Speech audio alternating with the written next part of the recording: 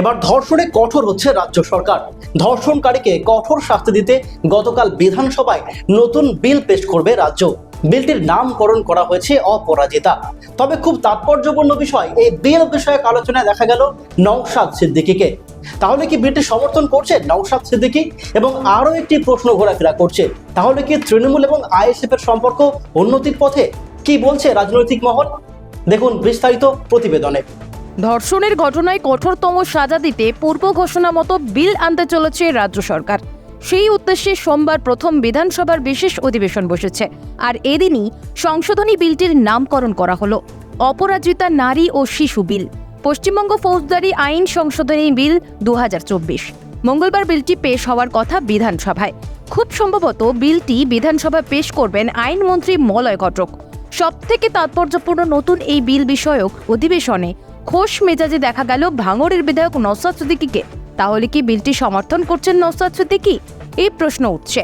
আবার কেউ কেউ বলছে, তাহলে কি নরম পন্থা অবলম্বন করছে আব্বাস সিদ্দিকীর দল আইএসএফ, নাকি তৃণমূল আইএসএফ সম্পর্কের উন্নতি ঘটছে? তবে এ বিষয়ে আইএসএফ এর তরফে কোনো সদুত্তর মেলেনি। এবার আসা যাক কি বলা আছে এই নতুন বিলে। অপরাজিতা নারী ও শিশু বিল, পশ্চিমবঙ্গ ফৌজদারি আইন সংশোধনী বিল 2024-এ নয়া গুরুত্বপূর্ণ সংযোজন। ধর্ষণের ফলে নির্যাতিতা যদি কোমায় চলে যান, সেক্ষেত্রে ধর্ষকের মৃত্যুদণ্ডের বিধান দেওয়া হয়েছে। এই বিধান মনে করিয়ে দিচ্ছে মুম্বাইয়ের অরুণা শানবাগের ঘটনা, যে নার্স নিজের হাসপাতালেই ধর্ষিতা হয়ে প্রায় 40 বছর কোমায় আচ্ছন্ন হয়েছিলেন, কিন্তু ধর্ষকদের মৃত্যুদণ্ড হয়নি। রাজ্য সরকারের এই বিল আইনি পরিণত হলে অরুণাদের মতো অনেকেই ন্যায় বিচার পাবেন বলে মনে করা হচ্ছে। এছাড়া ধর্ষণ করে খুনের ক্ষেত্রে আগের আইন অনুযায়ী ফাঁসির সাজা বহাল থাকছে। গণধর্ষণের ক্ষেত্রেও ন্যূনতম শাস্তি আজীবন কারাবাস ও জরিমানা। থানায় ধর্ষণের মামলা দায়েরের 21 দিনের মধ্যে তদন্ত শেষ করতে হবে।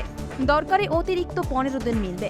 বিলের মডেল, নতুন বিলে মহিলা শিশুদের সুরক্ষায় তৈরি হবে অপরাজিতা টাস্ক ফোর্স।